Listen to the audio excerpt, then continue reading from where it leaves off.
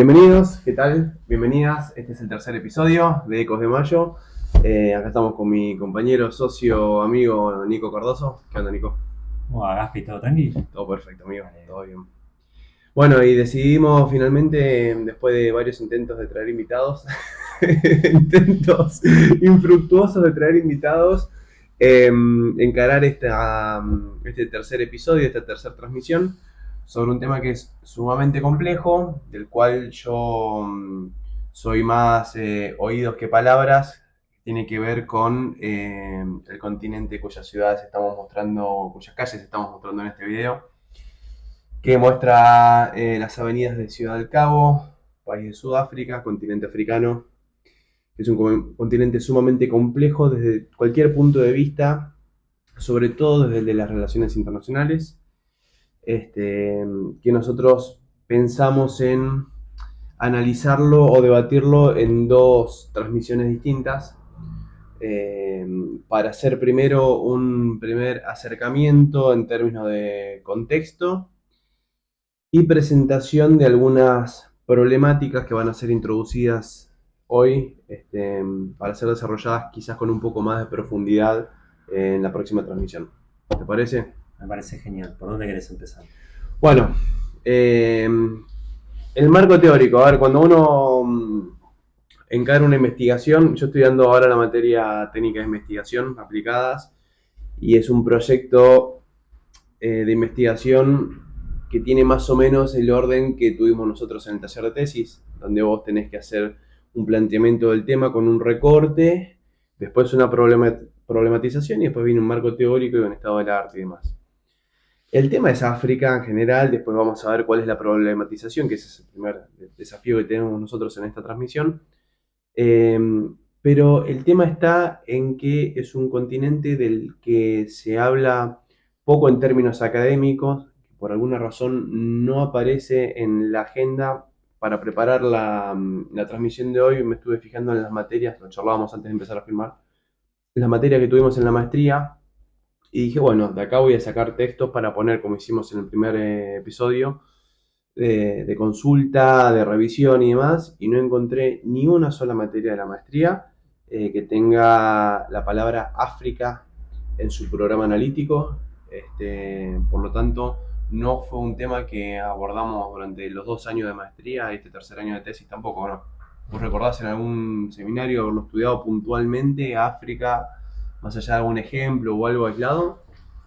No, puntualmente igual ahora van a hacer un seminario de África. Sí. Entiendo que se está revalorizando la situación y el rol que tienen los países africanos en el sistema mundial actualmente. Entiendo que también a partir del conflicto de Rusia y Ucrania ha emergido de nuevo África al mapa mundial como un potencial bloque favorable a los intereses de Rusia y de China. Particularmente China está invirtiendo hace aproximadamente 15 años, tal vez un poquito más, en toda la región, principalmente en el África subsahariana. Esa es una aclaración muy importante tal vez que tenemos que hacer para los que nos escuchan. África se divide en dos grandes bloques. Tenemos el África mediterránea, lo que sería el África del Norte, que sería Marruecos, Argelia, Túnez, Libia, Egipto, y África subsahariana, que es todo el África que está al sur del desierto del Sáhara. ¿Por qué es muy importante marcar esta primera distinción? Porque en el África del Norte, al haber interactuado mucho más con Occidente, con Europa principalmente, ha logrado construir modelos tanto sociales como políticos muy singulares y logró tener un reconocimiento y una aceptación que el África subsahariana no ha tenido por parte de los europeos. Entonces, desde ahí ya en el imaginario colectivo de la sociedad existe dos diferentes Áfricas. Sí, otra forma, a lo mejor más coloquial de llamar a la África subsahariana es la África negra, ¿no? Lo que Tal nosotros cual. normalmente conocemos como África negra.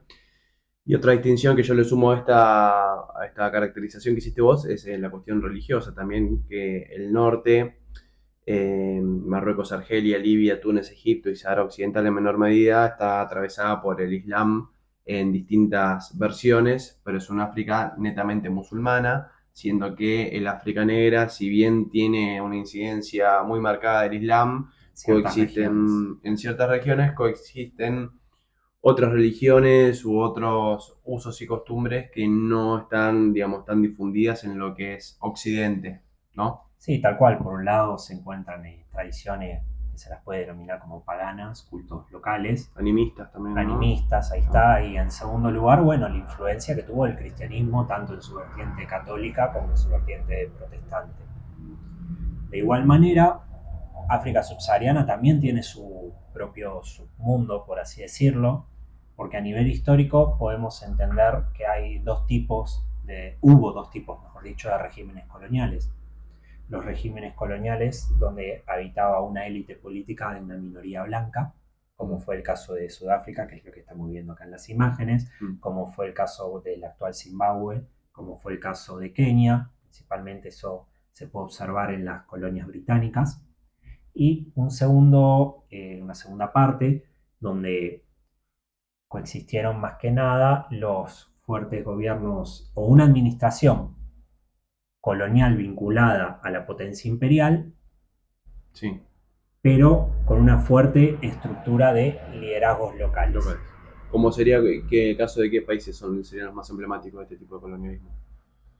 Y el resto, por ejemplo, Nigeria, claro, Nigeria, todo lo que es Costa de Marfil, claro. principalmente, casi todos, este sistema de caballazgo fue el principal, aunque en el caso francés hubo un intento por estructurarlo y adaptarlo a la realidad occidental, y en el caso inglés hubo, por así decirlo, una mayor aceptación a los usos, costumbres y tradiciones locales, siempre y cuando, en términos económicos, respondan a las necesidades que tenía la metrópolis. Bien, ahora como parte del contexto también, el continente africano, partiendo desde la fotografía que le sacamos hoy en el Sí, 2024, está atravesado en términos sociales e institucionales y económicos por este colonialismo que decís vos que tuvo como dos modus operandi a lo largo de su historia. Eh, o sea que África es un país que estuvo caracterizado y moldeado por el colonialismo de principios del siglo XIX, ¿no? mediados del siglo XIX, final del Media- siglo XIX, hasta mediados del siglo XX, comenzaron los procesos de descolonización, en algunos casos de forma pacífica y en otras colonias, como por ejemplo las antiguas colonias portuguesas, fue un proceso de descolonización mucho más violento. Claro. Y a diferencia, porque vos ahí, digamos, podríamos atravesar cierto o trazar cierto paralelismo entre el colonialismo que recibió Latinoamérica Sí, contra el colonialismo que recibió África en términos de que ambos continentes tuvieron instituciones propias de la Europa central y demás. Sin embargo, hay dos o tres diferencias que me gustaría que dejemos en clara. Yo te digo una, los otros dos, pensalas vos. La primera sería la cantidad o la diversidad de países que colonizaron África versus la cantidad o diversidad de países que colonizaron Latinoamérica, siendo que principalmente fueron España y Portugal, para el caso de Brasil en Latinoamérica, pero en África tenemos modelos coloniales de por lo menos 4 o 5 países distintos en una misma región, ¿verdad?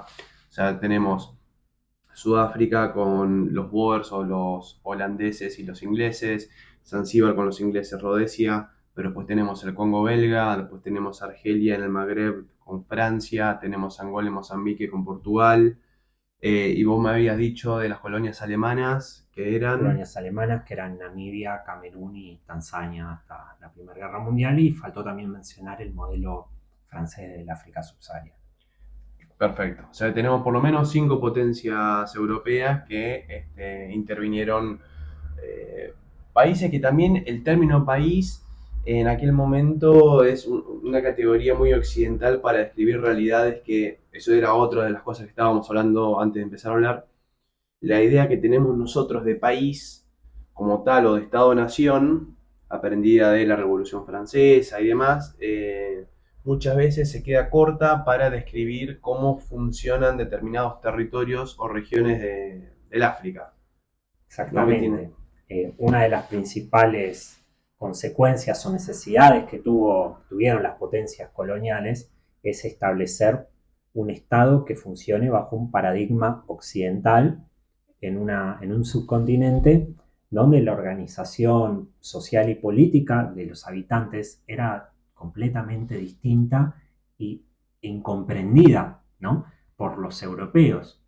Ante, en muchos casos, la imposibilidad o en otros ni siquiera hubo un intento de comprender, ¿no?, estos tipos de organizaciones, lo que se hizo fue establecer la estructura existente en Europa e intentar transformar la realidad local desde arriba, es decir, con las instituciones transformar la forma de socialización, la forma en que se hace política, la forma en que se generan ingresos, que se producen cosas, y esto transforma la vida en su totalidad de la población nativa. Poblaciones que tuvieron que verse identificados bajo los colores de una bandera, siendo que históricamente tenían organizaciones a lo mejor más tribales, asociadas a pequeñas poblaciones o aldeas, que no respondían a una historia en común, como es el Estado-Nación moderno, una serie de costumbres, de próceres y demás, sino que respondían a liderazgos mucho más locales asociados al caudillismo, me decías vos, que de repente se vieron como atravesados por una serie de simbologías occidentales que, digamos, incluía o normalizaba a toda la población bajo determinados símbolos. Claro, lo que hubo, por así decirlo de forma simple, es una categorización desde Occidente hacia los diferentes grupos africanos. ¿Por qué? África o el subcontinente subsahariano, funcionaba a partir principalmente de tribus seminómades, que eso lo que lleva es que los procesos migratorios generen intercambios a través de vínculos matrimoniales, a través de alianzas que sigan dando por entre familias. Exactamente, de acuerdo a diferentes necesidades de los momentos. Claro. No marcaba, si bien había un reconocimiento de que eran distintos, ese reconocimiento de diferencia no era la matriz base que marcaba relaciones tal vez antagónicas, relaciones de oposición o relaciones de segregación. Eso fue un proceso que se fue dando cuando Occidente, en su necesidad de organizar las realidades coloniales que enfrentaban, empezaron a categorizar a las diferentes tribus o a diferentes personas de acuerdo a sus rasgos faciales, a sus tradiciones, a su lengua o a costumbres, ritos, aspectos que veían exactamente bajo una cierta cultura. Esto no significa que la cultura no exista, no, sí que existía, pero no eran categorías tan rígidas, claro, como empezaron a hacerlo cuando llegó Occidente. En el caso más claro, donde se puede observar esto, por ejemplo, es en Ruanda, que existen dos grupos principales, que son los Hutus y los Tutsis. Estos grupos durante miles de años han coexistido en relativa armonía y si bien han tenido conflictos, como la mayoría de las sociedades lo han tenido, nunca se ha llegado a una situación, por así decirlo, de violencia racial, porque al fin y al cabo se dio por un motivo de consideración étnico-racial, el genocidio hacia el pueblo, no, si ahora me olvidé si era de los Tutsis hacia los Hutus. Sí, las víctimas fueron los Tutsis. Creo. En el año 1994 creo que fue. ¿No ser? Sí, a finales de los... Y aparte, mientras vos lo estabas diciendo, te hago una observación, vos corregime si me equivoco. Todo este proceso de colonización de mediados del siglo XIX, ¿no? Era el XIX que habíamos dicho, mediados del siglo XIX, se dio en un contexto donde los nacionalismos en Europa eran muy fuertes, por lo tanto, la carga simbólica a ciertos aspectos culturales eran mucho más radicales de lo que son incluso hoy en día. Me refiero a los idiomas heredados de los países coloniales y demás, que trazaban diferencias que hacían mucho más antagónicas las relaciones entre tribus que estaban a lo mejor contenidas en un mismo territorio. O sea, como que se vio caracterizado por ese nacionalismo europeo justo en la época del colonialismo, hizo que las consecuencias fueran más graves de lo que hubieran sido a lo mejor en otro momento histórico, anterior o posterior. Es una hipótesis, no sé si podría estar de acuerdo, claro, sí. No tengo argumentos para estar a favor. Yo creo que la construcción de la realidad colonial se dio de acuerdo a lo que fueron identificando los agentes coloniales como sus necesidades. Claro. Necesidades económicas. Necesidades económicas, sociales y políticas, porque al fin y al cabo la mayor preocupación que tenían tanto los colonos como las autoridades francesas era que no se le revele la población y que no, de esa forma no se extinga el régimen colonial. Claro. Entonces, no sé si pasaba tanto por una cuestión de un sentimiento nacionalista, tal vez la excepción es el caso de los Hausa en Nigeria, que conservan, sí, hay un fuerte sentido de pertenencia a, a una nación, por así decirlo, aunque sin Estado, en los términos occidentales.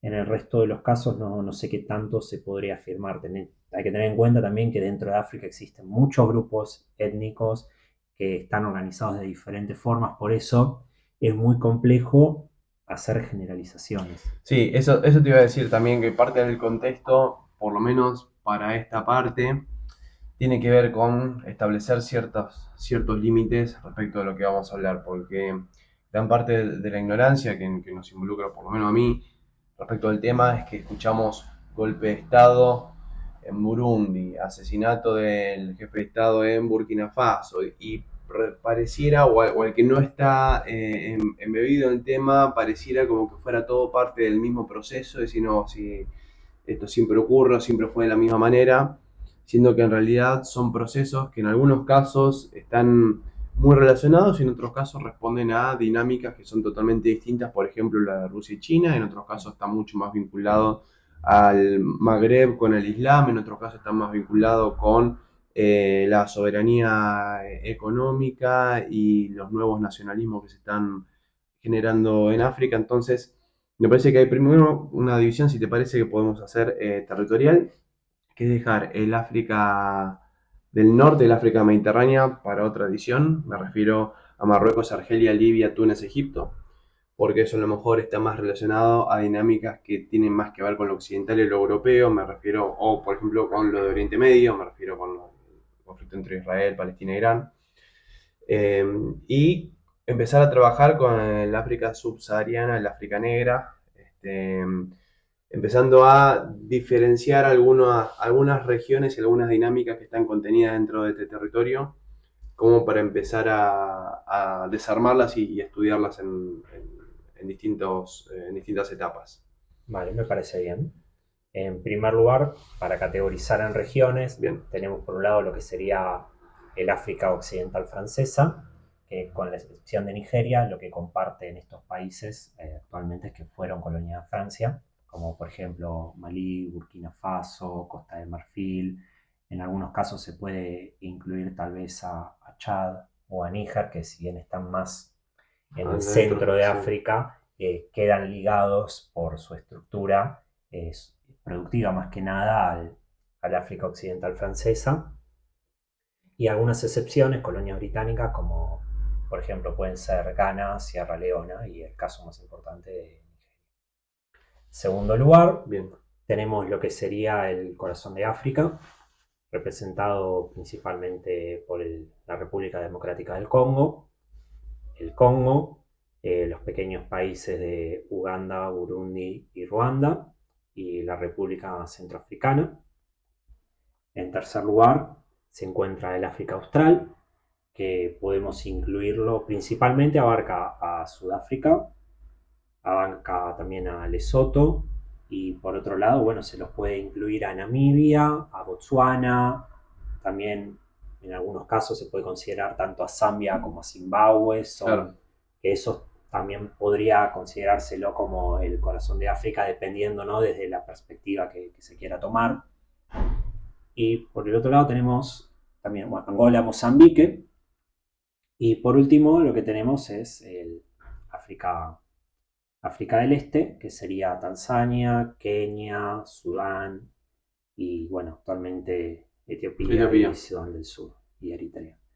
Sí, recordamos que son 54 países en África, ¿no? O sea que esta primera categorización es como es una regionalización principalmente geográfica que además determina algunas cuestiones estructurales que tienen que ver con, por ejemplo, si tiene o no tiene salida al mar, con qué países limita. El pasado en común, sí. Si hay cuestiones tal vez más étnicas o cuestiones religiosas. Son como... Hay muchos parámetros siempre para tomar a la hora de establecer una categoría, una regionalización, de ahí a la complejidad de tratar de llevar a la generalización algo tan específico y una segunda cuestión de algo que también no hay tanto conocimiento, no hay tanto material disponible para analizar y estudiar. Más que nada uno de acá de Argentina tiene muchos problemas para acceder tal vez a fuentes oficiales que se encuentran en Francia, primero por una barrera idiomática y segundo por las dificultades que hay en el acceso. Sí, bueno, podemos aprovechar para hacer un breve estado del arte de cuáles son algunos de los textos que vos has leído principalmente y refieren a estos temas. Vos me habías mencionado tres, ¿te acordás cuáles son antes de empezar la Sí, te charla? mencioné más que nada autores. Por Autores. ejemplo, Manjum Mandani se encarga de analizar específicamente la realidad de la población campesina, por así decirlo, dotarlo de un sentido, que habitaba en África y explica cómo eran las formas de vida, las tradiciones, el manejo de la tierra, las relaciones de intercambio, toda la cuestión del clan y cómo observa cómo el colonialismo fue estableciendo nuevas leyes, nuevas normativas que fueron modificando, por ejemplo, el abandono de los principios colectivos en materia de posesión de la tierra, en pos de la privatización, el abandono de una estructura de caudillo que era mucho más horizontal, que permitió, gracias al colonialismo, al caudillo acumular poder a costa de la explotación de lo que antes eran sus pares, es decir, generó también desbalances, ¿no?, en la relación entre el líder con su comunidad. Sí.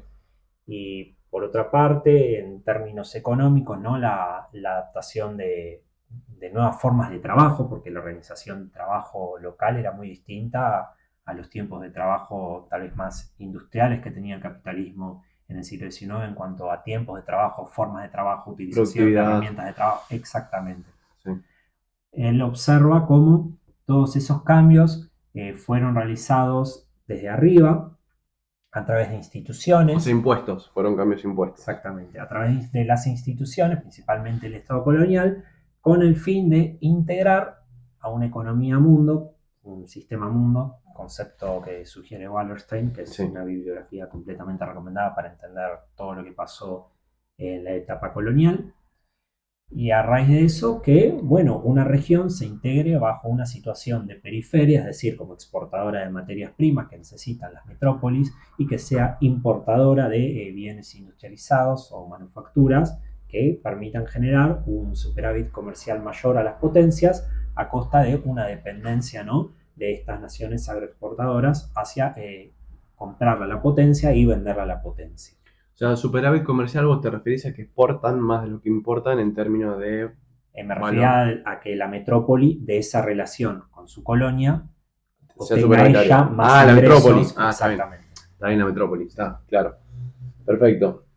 ¿Me habías dicho Cooper, otro autor? Sí, Cooper es un autor, creo que se llama Frederick, no me quiero tener un piletazo, pero él lo que analiza principalmente es el proceso de independencia y descolonización en lo que es el África Occidental francesa. Analiza más que nada el caso de Senegal y plantea múltiples cuestiones como la posibilidad de construir una federación, porque de hecho en esa época hubo un intento de construir una federación. ¿En qué época estamos hablando? En 1960. Un poquito antes, 1958, de construir una federación entre dos países que no llegó a buen puerto, fracasó en el intento y problematiza por qué no han funcionado, por ejemplo, los avances en la federación y se han marcado gobiernos, si bien democráticos, entre comillas, con fuertes tendencias centralizadoras en el Ejecutivo, por ejemplo, analiza las disputas de relaciones de poder que tenían estos líderes, por ejemplo, Senghor en Senegal con Houphouët-Boigny en Costa de Marfil, de cómo estos líderes, tal vez con el afán de conservar su poder y no ser desplazados, en el caso de Houphouët-Boigny temía de ser desplazado por Senghor, ya que él era el principal referente de los movimientos independentistas, él prefirió quedarse, asegurar su territorio. Exactamente, asegurarse su territorio en vez de apostar a perder toda una confederación mayor, que son decisiones. También hay una cuestión ideológica. Houphouët-Boigny era, por ejemplo, estaba más asociado al sistema tanto político como económico liberal, mientras que tal vez otros proyectos eran más panafricanistas, integracionistas y nacionalistas. Entonces esas cuestiones también estaban presentes, como también la definición de las fronteras, es decir, cómo se construyen las fronteras Sí. dentro de un imperio colonial. ¿Qué hacemos? ¿Respetamos lo que heredamos? ¿Modificamos algo? Si lo modificamos, ¿de qué forma lo hacemos? Todas esas cuestiones han sido tratadas y trabajadas por este autor.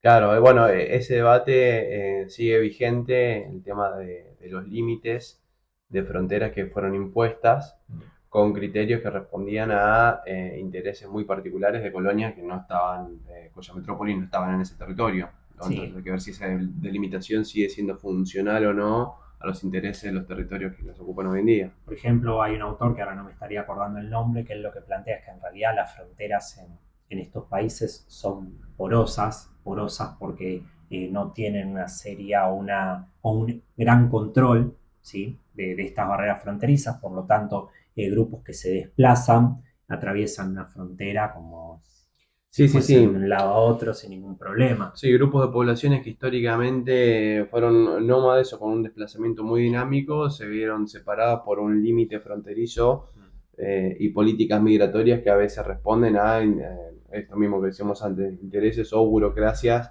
de dos países distintos. Y que si bien es reconocido en términos políticos, o sea, la gente acepta que este es un país y que este es otro, en la realidad ellos te van a decir, mirá, mis abuelos pastaron del otro lado de la frontera, yo voy a seguir haciendo lo mismo. Y Claro. ahí hay un derecho que es muy difícil de negar y entras en una problemática muy compleja y que los estados tampoco, con todos los problemas que tienen, eh, poseen de la disponibilidad, ¿no? Como para sentarse y solucionar esas cuestiones. Sí, mira, ahí te hago una nota al pie, te trazo un paralelismo con Latinoamérica respecto de la resolución de los conflictos fronterizos y cuál fue el criterio que se utilizó y por qué. Mientras te escuchaba vos lo pensaba en parte, muchos de los límites que ocupan hoy los países de Latinoamérica son los límites que se habían establecido en mayor o menor medida durante el virreinato del Río de la Plata y una vez materializada la revolución, muchos de los jefes de Estado, de los caudillos, estuvieron de acuerdo y compartieron el criterio que pertenece a la época del derecho romano, que creo que en latín se llama uti possidetis, ita possideatis, que es algo así como lo que fue seguir haciendo, ¿no? Entonces, respetar los límites de las colonias como un criterio neutral para el desarrollo de los nuevos estados-nación, ¿no? Eso se utilizó en Latinoamérica. Ahora bien, esto fue posible en línea general porque la colonia para el 99% de los casos fue la misma, ¿no? Entonces el interés de esa colonia respondía a cuestiones muchas veces de logística, otras veces administrativas. No, Y, además, también una cuestión muy importante a tener en cuenta del caso del virreinato de Río de la Plata específicamente, es que por más que se hayan establecido fronteras, eso no implicó que haya una aceptación total, porque por algo tuvimos varios años de guerras civiles, ¿no? sí, pero yo lo pensaba más en términos de la frontera entre los distintos países que a lo mejor Ah, no ok. generaron los conflictos que sí generaron que están generando en África, porque yo debe haber, no digo que no los haya, pero no deben ser tan frecuentes los casos en los que los pueblos se vieron separados por límites de Estado, ¿no? En Sí, Latinoamérica. igual más que nada en lo que es África, los conflictos, salvo la guerra de Biafra, que fue en Nigeria a finales de los 60, los conflictos territoriales, salvo tensiones entre Ruanda y el Congo que actualmente están en gran tensión, y el caso de Sudán, ese es el otro caso, el caso de Sudán con Sudán del Sur, Sí. y el caso de Eritrea con Etiopía, en términos generales, No no hubo. son cuestiones que hayan escalado tal vez a una situación de conflicto bélico. En Claro. eso se puede dar las gracias, por así decirlo de alguna forma, a la Unión Africana, que los miembros con su adherencia a la misma garantizaron el respeto de las fronteras ya trazadas. En ese sentido, considerando, ¿no?, todo esto que estamos hablando, hay que darle un gran mérito a la organización institucional de la Unión Africana. Bien. El tema acá es, bueno, empezar a establecer cuáles son, entonces, si no es una cuestión de límites, cuáles son los conflictos y las regiones donde están sucediendo, ¿no? Ok. Vos dijiste hace un rato de que hubo una oleada emancipatoria o panafricanista de mediados de los 50, principios de los 60, Sí, que proponía una federación africana que muchas veces se vio saboteada o fracasada por distintos motivos. Entonces, vos lo que estás viendo en la dinámica, o lo que creemos que sucede en la dinámica actual, es como una continuación de ese proceso de los 60, o lo ves como algo totalmente distinto con otras dinámicas, otros motivos. me parece una pregunta súper interesante, súper pertinente. Yo creo, bueno, Gaspi se está refiriendo exactamente a lo que es la Alianza del Sahel, que es esta confederación, porque ya adquirieron el estatus de confederación en materia de relaciones internacionales de Mali, Burkina Faso y Níger. Estos tres países apelando a un nacionalismo panafricanista y a figuras como Tomás Sankara, que fueron, bueno, antecedentes que representaban y promulgaban esta ideología. Sí, básicamente sí hay una fuerte apelación a ese pasado y esa tradición tanto panafricanista de amor propio y de identidad de autoafirmación que surge en oposición a lo que fue el gobierno postimperial francés en la región. ¿Por qué? Porque estos países estaban prácticamente controlados por Francia. Francia interviene militar, tuvo presencia militar en estos países hasta hace muy pocos meses. Sí. La moneda es el franco africano, o Ujú. sea, es el banco francés el que Que emite. emite la moneda de estos países. Era Francia la que compraba y controlaba los recursos de esta región. Por ejemplo, en el caso de Níger, Francia controló hasta el auge de este movimiento revolucionario, controlaban ellos la producción del oro porque lo compraban a un precio muy barato y después lo revendían a un precio mucho más caro. Lo mismo hacían con el uranio, que lo compraban a un precio muy barato y ellos lo revendían a un precio mucho más Sí, caro o lo vimos 90 utilizaban. centavos de euro el kilo, con el valor de mercado son 150 euros o 200 Exactamente. euros. Exactamente. Entonces, a pesar de que en términos formales había un Estado soberano, en términos materiales, no, existía una práctica postcolonial y yo creo que eso es algo que pasa en la gran mayoría de los países del África subsahariana, porque no hubo una posibilidad material real de distanciarse de lo que fueron las estructuras de dependencia que se generaron en el colonialismo y la falta también de experiencia o de aceptación e internalización Claro. de un modelo político liberal. No lograron una aceptación por parte de estos países. De hecho, muchos de estos países se rigen bajo principios centralistas, no quiero decir de características tribales, pero que establecen relaciones Y de liderazgo padrinazgo. claro, muy asociadas a una persona, a un líder humano, digamos, una persona. Exactamente, la comunidad responde a un jefe local, el jefe local es el intermediario entre el mandatario de turno y su comunidad, por lo tanto, esa estructura no es compatible Sí, con la que plantea el proyecto político liberal.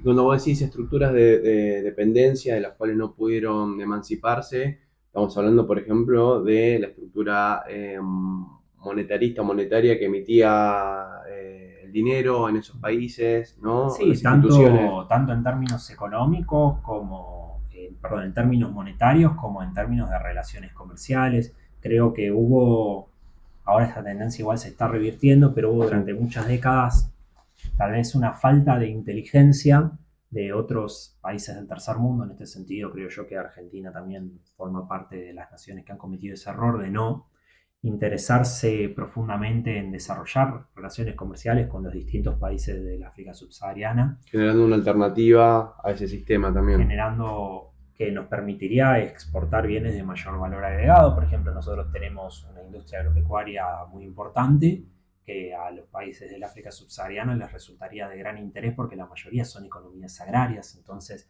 ¿qué pasó?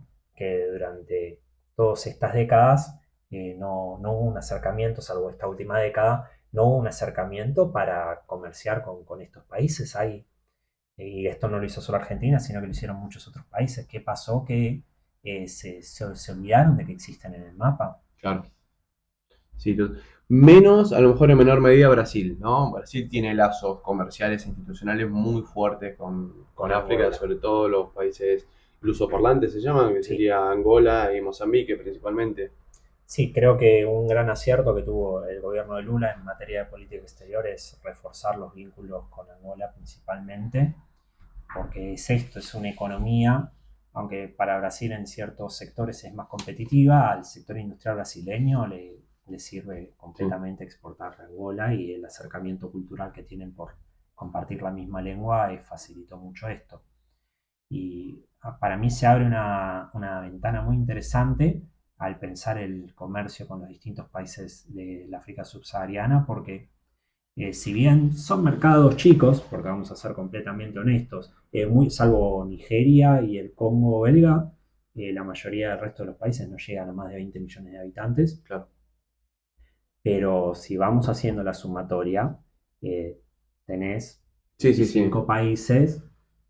En eh, condiciones de comerciar directamente, aparte, una línea prácticamente directa, porque vamos, la mayoría tienen salida al Atlántico, igual que nosotros. y que necesitan lo que vos producís, Sí, por porque supuesto. nosotros, nuestra producción primaria es demandada en África porque ellos se dedican principalmente a la producción de café, a la producción de otra materia prima, y ellos para cultivar materia prima de ese valor no cultivan el grano que necesitan para subsistir.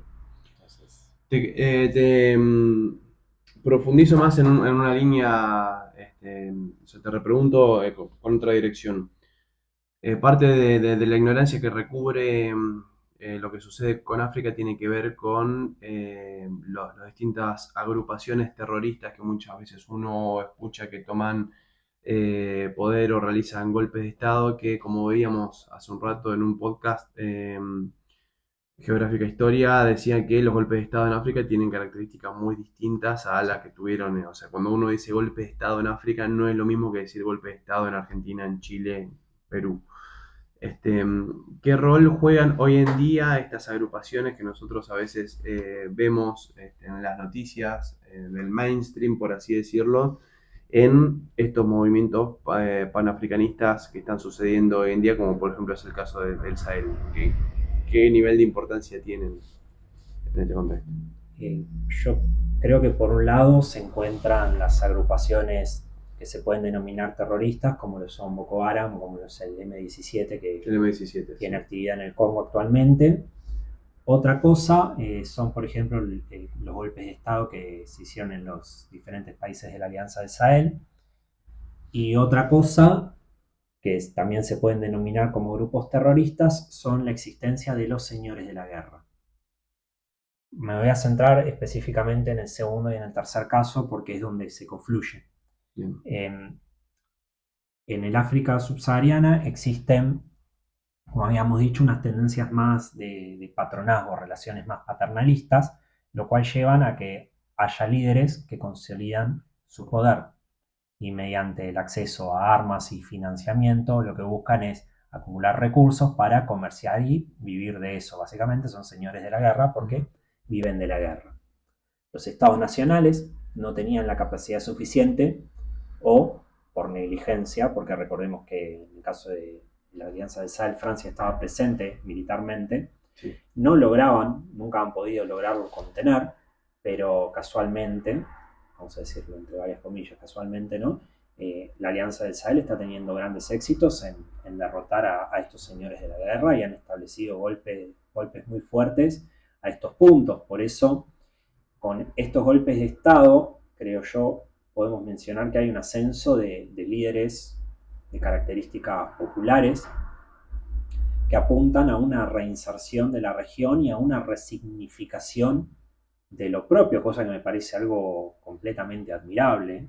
Tal Claro. vez podemos cuestionar los métodos, pero nosotros no estamos en la realidad de Sí, sí, ellos sí. para decir, no, no, amigo, ganó las elecciones, porque no, no es tan fácil, más teniendo en cuenta toda la corrupción que hay en torno a esos sistemas. Por lo tanto, el punto es que, bueno, estos golpes de Estado responden a la necesidad de ciertos grupos porque son muy apoyados, o sea, en cierto punto tienen una legitimidad, y estos señores de la guerra que operan por sus principios propios y tienen también a su ejército, entre comillas, se manejan, es un manejo histórico que ya conservan hace décadas, entonces hay una cuestión ahí de que no hubo una instalación sólida de las instituciones y los principios liberales en estas naciones, como en el mundo postcolonial, y eso, bueno, se están pagando las consecuencias de grupos sociales, políticos que se están rearmando permanentemente para encontrar respuestas propias a las necesidades que ellos presentan. Esta corriente o esta línea de pensamiento panafricanista de una identidad compartida tiene a lo mejor, esto te lo formulo como afirmación, pero no es una pregunta, Okay. a diferencia de la primera oleada de la década de los 60, a lo mejor tiene más contenido histórico de 60 años de liberalismo fracasados, entonces tienen ese resultado como argumento que enarbola la causa que están llevando adelante. ¿Puede Sí, ser? sí, sí, tal cual. Como que ahora hay como una convicción de que no, Y por acá no. en segundo lugar, me parece muy interesante relacionarlo con lo que vos planteaste de que esto es una situación que no está visibilizada o que tal vez al común de la gente no sabe lo que está pasando en África. Y ahora, la pregunta es ¿por qué? Porque en realidad nosotros vivimos en un sistema, en un modelo de producción económico que es global, el capitalismo es global. Sí.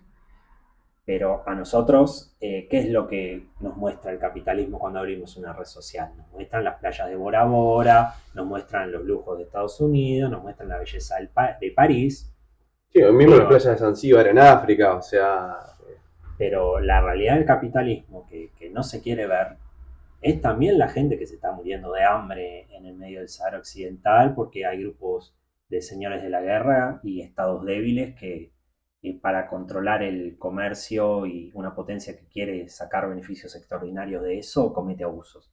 Eso es parte también de la realidad, pero como es algo que está mal y nadie te va a decir, che, esto está bien, lo que conviene es mantenerlo oculto. claro. Entonces hay como una conciencia colectiva que se está generando a partir de estas realidades que son cada vez más compartidas y además me imagino yo que las redes de comunicación de hoy en día son mucho más fluidas y mucho más eficientes de lo que eran hace 60 años. Entonces a lo mejor esto permite cierta cooperación entre distintos grupos étnicos que hasta hace muy poco estaban representados bajo banderas de colonias europeas y hoy por hoy se encuentran con un pasado común, con ciertas características culturales y también económicas que incentivan estas nuevas conformaciones como lo que estabas hablando vos recién en el caso del Sahel, que permiten una alianza para reivindicar lo que es de ellos, en todo caso, ¿no? Sí, a mí lo que más destaco de todo esto que está surgiendo es que es una respuesta endógena, Claro. es decir, que ellos mismos entienden que es su necesidad y ellos mismos la están llevando adelante porque consideran que lo que heredaron estaba todo mal, de que no funciona. En cambio, por ejemplo, acá en Latinoamérica, ese nivel de problematización no lo tenemos. O No, sea, como tan que profundo no. nosotros le echamos la culpa al A nosotros, sí. populismo, le echamos la culpa a la mentalidad del argentino, y si bien eso puede ser considerado, eh, a lo largo de la historia, bueno, hay evidencias de que, por ejemplo, Estados Unidos ha financiado regímenes militares, Sí, un plan los ha Cóndor. apoyado. Sí. Entonces, en ese punto no es que nosotros como argentinos también somos un fracaso. Y por eso me parece que está bueno empezar a visibilizar esto que pasa, porque decir, che, tal vez nosotros tenemos que empezar a buscar nuestras propias respuestas a nuestros problemas y no dejar de mirar para afuera o esperar a que venga un líder Y nos mesiánico salve a todos. descendido del cielo exactamente para salvarnos. Claro. Es una fantasía, es una Sí. fantasía como que venga el Diego de la política y Entonces, a lo mejor no es tarde para aprender lo que están haciendo los africanos, sobre todo en la región del Sahel. Hay que ver cómo, porque eso también está inserto en un contexto internacional que vos sí, mencionabas antes, donde pisa fuerte China, donde pisa fuerte Rusia. Mismo en cuestiones institucionales dentro de África, esto sí es algo que vemos en la maestría, Rusia con el poder militar y China muchas veces con las multinacionales o incluso construyendo escuelas en algunos países olvidados o en algunos pueblos o ciudades olvidadas, donde eso también genera cierta estructura material en la que se van a desarrollar todos estos movimientos, ¿no? O sea, no es que cayeron de un globo del cielo, sino que también hay otros intereses por fuera de las potencias centrales de Europa que están interviniendo y están mirando con muchísima atención cómo se están desarrollando los hechos, ¿no? Sí, hoy en día, si tuviera que poner así un titular, es que África es el centro de la disputa interimperial entre el bando estadounidense y Occidente contra el bando de China y Rusia. El tema es que Francia se durmió en los laureles, por así decirlo, porque tenía una estructura que creía como sólida, Claro. mientras que Estados Unidos, la verdad, nunca tuvo interés en África. Nunca, es Hay que verdad. decirlo, no, Sí. salvo quejas muy puntuales y no desde un rigor ético tal vez, o no desde una necesidad tan imperiosa como fueron las intervenciones en Medio Oriente. En Estados Unidos no se observa un interés real en África, mientras que China, de forma silenciosa, en estas últimas décadas, ha avanzado en materia económica con los diferentes gobiernos africanos y tal vez porque hay una mayor comprensión entre la lógica china, la cosmovisión china con la cosmovisión africana, porque la clase política china entiende que ellos viven en una economía socialista de Sí. mercado. Ellos Y dicen economía social de mercado. sí, es No es- excelente. sí. Es Sí, excelente. sí, no es capitalismo de Estado, es economía social de mercado. Y ellos están apuntando a la construcción de un gran mercado mundial Mundial. que si nos Una cadena de valor integrada entre distintos continentes, países, sociedades. y que si nos ponemos a analizar en profundidad, por ejemplo, se me viene a la cabeza discursos que ha pronunciado Nyerere, un exmandatario de Tanzania, la visión de muchos de estos pueblos tradicionales se comparte con esta visión china de construir una economía más colectiva donde todas las partes no operan tal vez en relación al intercambio basado en intereses, sino a la sinergia y armonía en pos de un bien común. Entonces, ahí también hay una cierta complicidad, aunque se esconden también intenciones imperiales por parte de China, eso no se puede negar, Sí, que facilita el establecimiento de nexos y de puentes porque a los países africanos les interesa que llegue inversión a sus países. Ellos con gobiernos fuertemente centralizados, tal vez Estados Unidos en muchos casos que pone sanciones a estos gobiernos, China se convierte en una ventana súper atractiva, como ha pasado con Venezuela.